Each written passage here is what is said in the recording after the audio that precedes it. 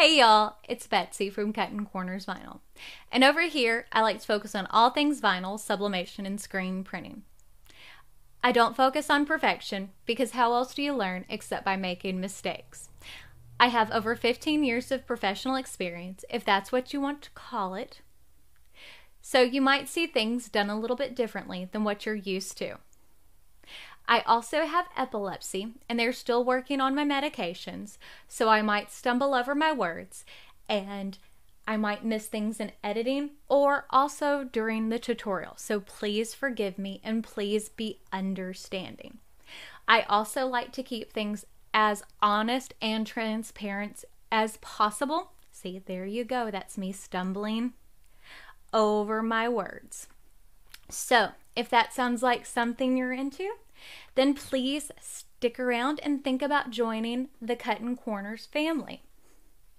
And if not, then you can buzz on because my honeybees have a real sting to them. Now, today we're going to focus on screen printing. We're going to go over the basics of it because screen printing is one of the best ways and cheapest ways, and probably most, and when I say cheapest, it is probably one of the most profitable ways to have an income. See, there we go. Okay, so what I mean by it is screen printing is extremely cheap to do and you can make the most money off of it. That's probably a better way to say it. Hold on. Let's think about how that goes. Okay, so you can put a little bit of money in it and make a lot more off of it. Yes. It's okay. I will look this up and then hopefully be able to put it like in the title or something because I do know what I'm talking about. Hey Google, what does it mean when it has the highest profit margins? Yes, that's what I mean. I did run a business.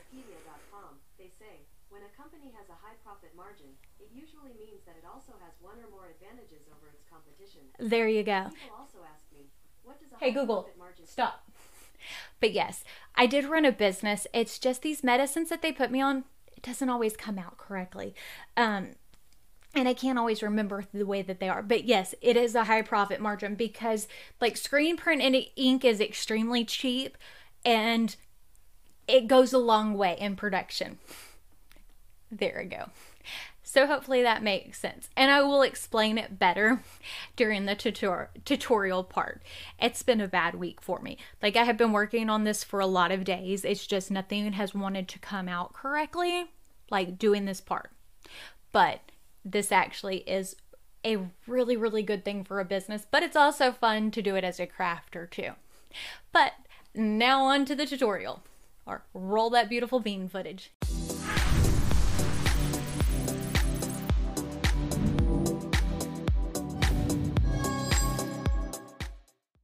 So we're going to go over the basic materials that you're going to need for screen printing. We're using plastisol ink, which plastisol ink does not dry unless it's cured for roughly 320 degrees for 40 seconds, give or take a few degrees.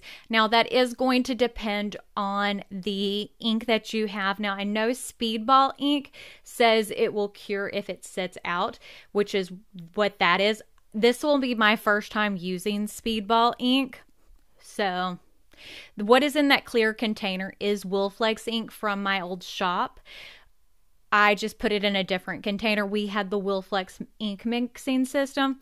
That's just a color changing spoon. I did order some spatulas off of Amazon. I do have my Amazon store linked down below. It is an affiliate link. So any of the products that I did order off of Amazon are linked, just in case you're wondering. But Wilflex is a great plastisol ink. That stencil, which all of the files I am using today are for free on my Patreon page. That is Specialty Materials. They have a permanent vinyl brand. I did cut my stencil from that. And then Icon Art, that is a pre-emulsed, which I did take, and I have a link down in my description box. I will link the tutorial on how to burn that, because with the puppies, I was going to try to record a tutorial, but every time I open their almost sheets, the puppies think it was for a treat. And yeah, it was almost impossible to do, just in case you were wondering. And I'm going to show you that is the exposure unit. And with my epilepsy, dealing with puppies, they're almost as big as I am. I had to have my husband help me. There was no way I was going to be able to show that to you. I will tell you this, that when you go to burn them, if you do decide to pick this system up, it's about $200 for the starter set. That after you burn it on there, if you have your sink filled with warm water and you let it soak for about a minute or so, it does make washing it out a little bit easier, just in case you're wondering. But Plastisol ink is pretty easy to use. And I will tell you this, that there are pros and cons to both ways I'm going to show you.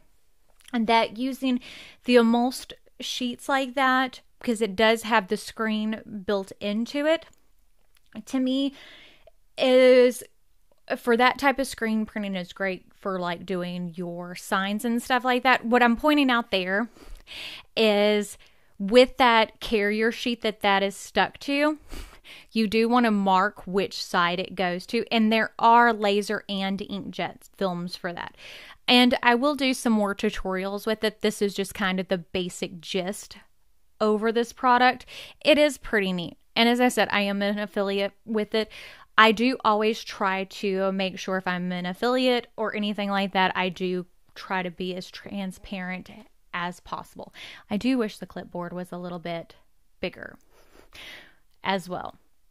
But vinyl works great if you do not want to have like the full-blown like exposure unit and don't want to emulse screens. Emulsing screens is very labor intensive, and you have to have a lot of chemicals and things like that. And I do have a few different size squeegees.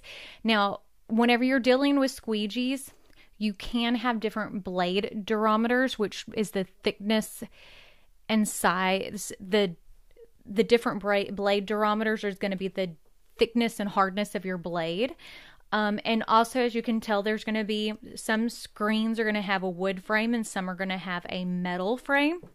I always prefer dealing with a metal frame. Then that way, if you leave ink on it, it's easier to clean. And you're going to have different mesh counts. So if you look at the center of that screen, these that I ordered from Amazon, which I also have them linked, are all 160. The higher mesh count means the less ink goes through.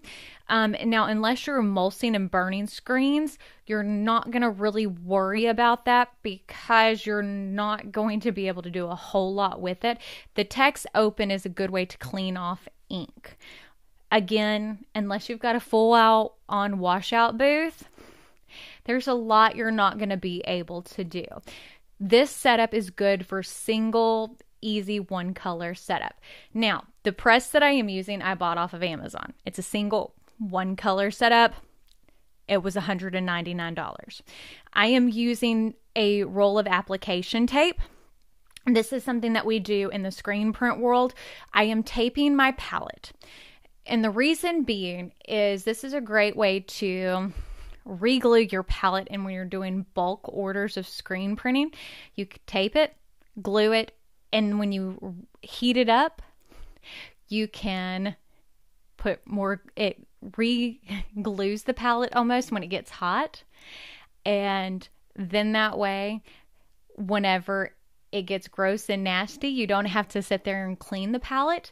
You can pull the tape up and retape it. It's actually a great tip and trick. Now, as you can see in that Zapp's bottle, it's a professional sprayer bottle. That is a glue, and I do have a glue linked in the Amazon cart. As you can see, it's been a while since I've taped a palette, so please forgive me. And I do have a lot of this sped up. So, to save on time, because if not, this would be like a 5-hour long video. I am trimming around the outside of the palette with a knife, because if not, you're going to rip up your tape if you don't keep it trimmed whenever you do go and put your shirt on, pull your shirt on and off. You don't have to have a press like this. This is just something that makes everything a whole lot easier to use.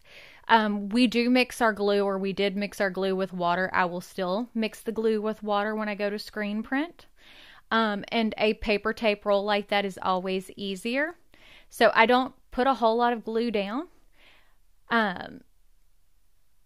And I do use just like, you can either use a squeegee, or I am using, like, as you can see, it's like a paper squeegee almost. And the trick to it is to make a good, thin, even coat. Now, you can either use a heat press, or you can use a flash unit or a conveyor heater to dry ink, or you can use like a heat gun, which I was showing you in the other part, to dry it. So what I will do, and I will show you as this comes up, I'm just going to let the glue air dry. That's why I'm wearing a bathrobe. I was cold, and I was like, well, I'll go ahead and glue the palette so I can let it dry. So I'm going to have my bathrobe over my pajamas, and I'll let it dry while I go take a shower. And then I will screen print after that's done. Well, after it's dry. So now I'm going to show you how to apply the vinyl to the screen. So again, I'm just putting transfer tape over it. Pretty much a simple process. It's just like masking a sticker. Very easy to do. And these are things that aren't super difficult to do. It's just takes time. But I will tell you one thing I did figure out is don't get the screen opener onto those tables. I did eat the paint off of my table, but it's okay. It's really not that big of a deal because I can either renumber it or, okay, I mean, those things are going to happen. I got this table on sale at Joann and wasn't that much of a concern with it. And the size screen that I'm using there is an 18 by 20, and the center part of it isn't an 18. The outside of the frame is an 18. So the center part is more of a 16. Actually, it's more of a 15. I don't know why they said it like that. And one thing I will tell you is I accidentally stuck the vinyl to the t-shirt guide there, and it was a little bit of a pain in the butt to get it off, so I would not recommend doing that. And I did get my vinyl a little bit crooked on the bottom part of the screen, but you can always adjust that on the shirt.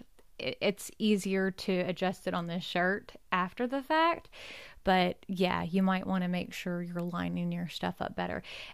I am used to working with a professional press where you have micro adjustments and marks all the way around. And again, I cut this a while back and I didn't remember to weed the outside box, the weed box on the outside of it. So just so you know, when you do things a while and just have it sitting there, you forget to do things. But yeah, I did all that. And one thing about whenever you're screen printing is wherever there's clear spots, that's where your ink's going to go through. So you need to remember that whenever you're cutting your vinyl. You want to weed out the parts that you want the ink to go through. So it's going to be a little bit different than what you're used to. And you don't want to use a super sticky tape whenever you're doing this. And again, you could use like leftover pieces of vinyl. That is a great use for your scraps for this. And you want to make sure all of your edges are covered, because if you let ink get through, if you don't have edge to edge coverage and it gets through, it will get on your shirt, just to let you know. So you want to make sure every single edge that is in contact with your shirt is covered. If not, you will have a big old mess on your hands. But again, what I mean by screen print ink is cheap. So that little thing of the Speedball ink is like $10. Okay? You could probably easily, if you did just black ink shirts, you could, depending on how big your design is, you could probably easily get 100 shirts out of that. So that's a long ways that will go. A long way. And you could easily get 100 shirts out of one screen too. Same thing. So it's the shirts that cost. So all in all, your materials for it are extremely cheap. The time setting it up seems like it's a lot, but in the grand scheme of things, it really isn't. Because once it's set up, it's not so bad. So one thing I'll let you know, though, is so I bought this press for it to be able to turn, and I moved the palette too close to the mechanism, so I couldn't turn it the way that I wanted it to, just to kind of give you a heads up. So I had to pull the design off the press, the screen off the press, for me to show you that portion. Just FYI, it does turn. It was all my fault. And you just, once you put the screen onto the press, kind of measure it out. You can do it a little bit more scientific than the way I am with my hand. You don't have to, but you can.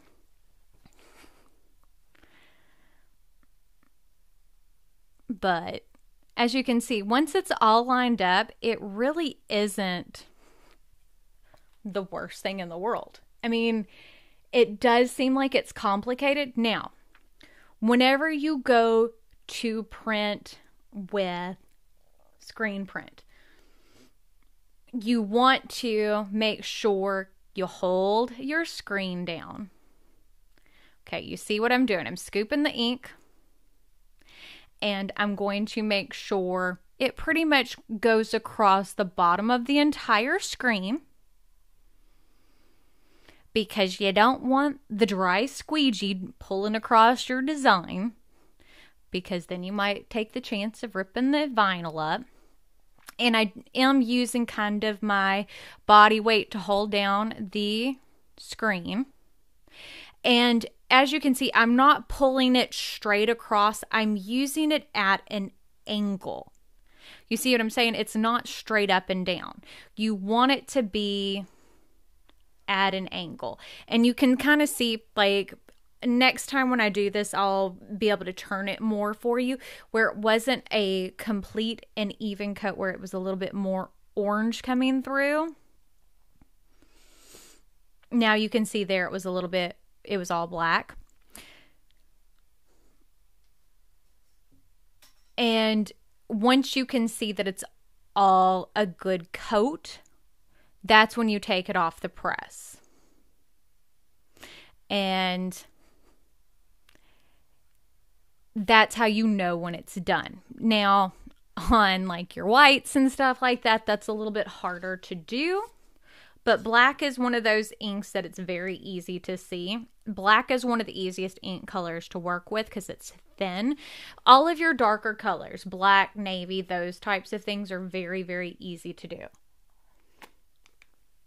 I did grab some tweezers because there was a dog hair in it. The joys of having puppies. Now, I have a heat gun. I could have easily moved it straight to the press, but with it being the first print with a fresh stuck palette, the chances of me popping it up and gluing it or sticking the ink to itself were very high. Very, very high. Let me be clear. Especially with as shaky as my hands are, I was not taking any chances. So I just used my heat gun to flash cure it.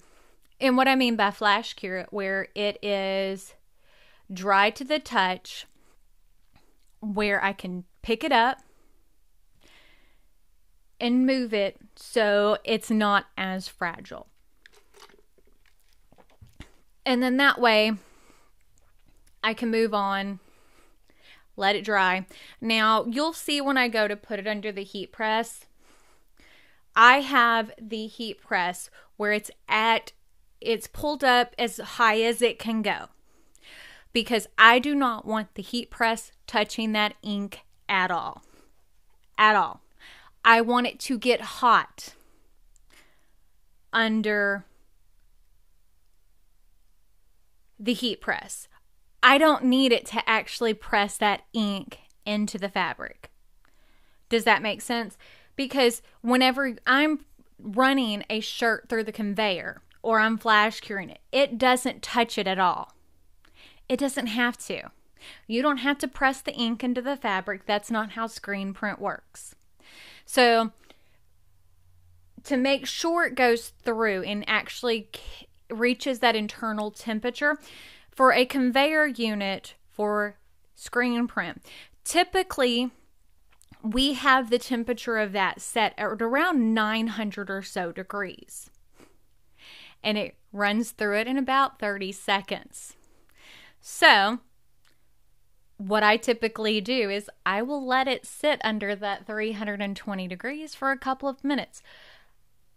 It's not going to hurt a cotton shirt. Now, if it's a performance shirt, you might want to be a little bit more careful. You can get a temperature gun or a heat gun to check your settings. But again, you have to play with your settings. You need to know what your ink's set for and things like that. You got to kind of play with things and see what works for your heat press, for your ink, for your shirts. My shirts are 100% cotton.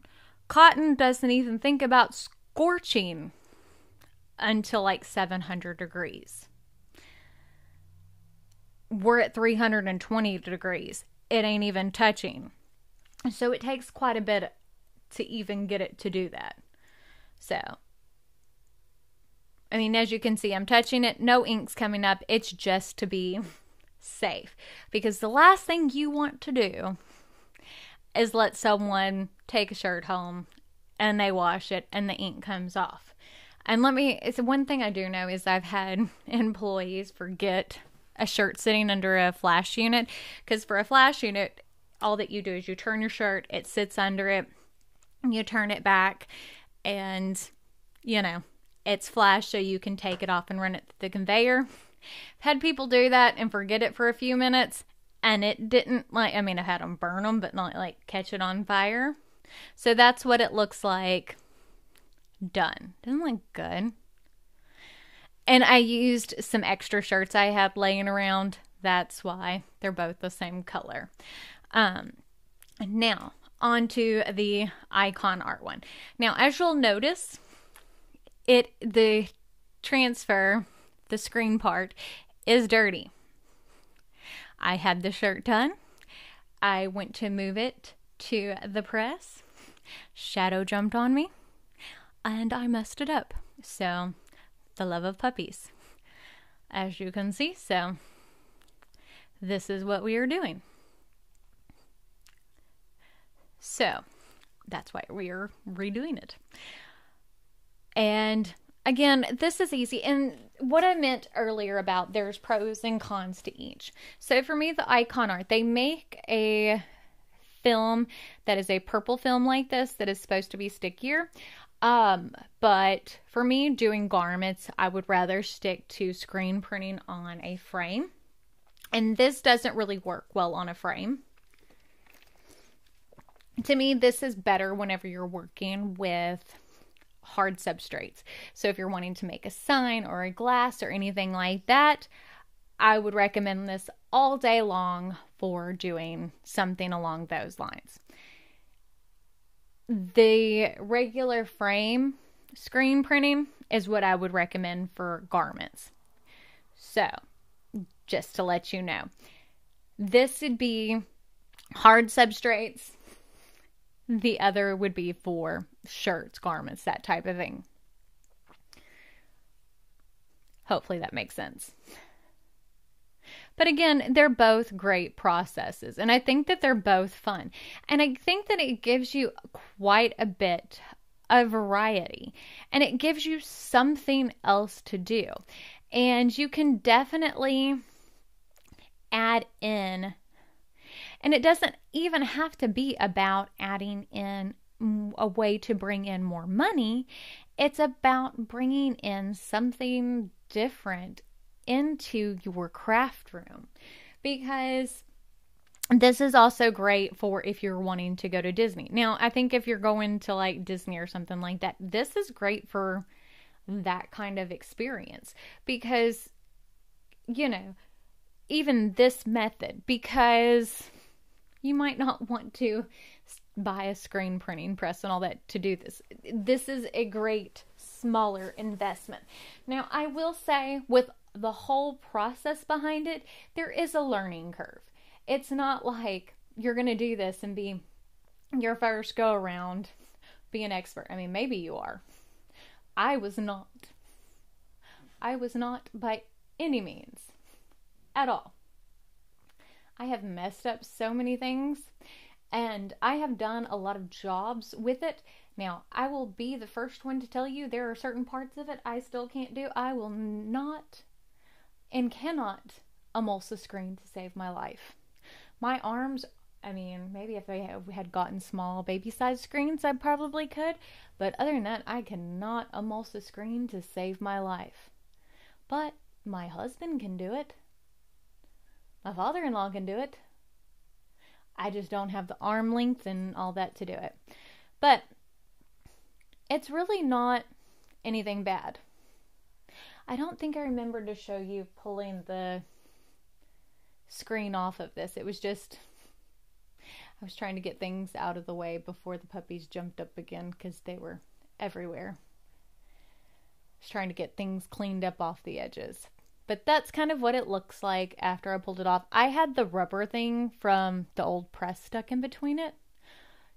Can you see all the dog hair all over everything? I cannot keep things cleaned to save my life. And again, I did the same process as I did on the other shirt on this one. Few minutes on. I would rather cure it, make sure it's cured. Now, there is one thing, to me, you really can't over cure vinyl. Now, on some of them you can, but screen printing, you can over cure screen printing. And that's part of the reason I'm like, you need to look at manufacturer instruction, because there are a lot of different manufacturers and you need to make sure what you're getting, because there's like Wilflex, there's Union Ink, there's a lot of different ones. But hopefully you like this video. If you do, don't forget to give it a big thumbs up. Hopefully you learned something from me. Hopefully. If you're not subscribed, I would love it if you did. But I guess that's it for today's video. I love you guys, and I'll see y'all in the next one.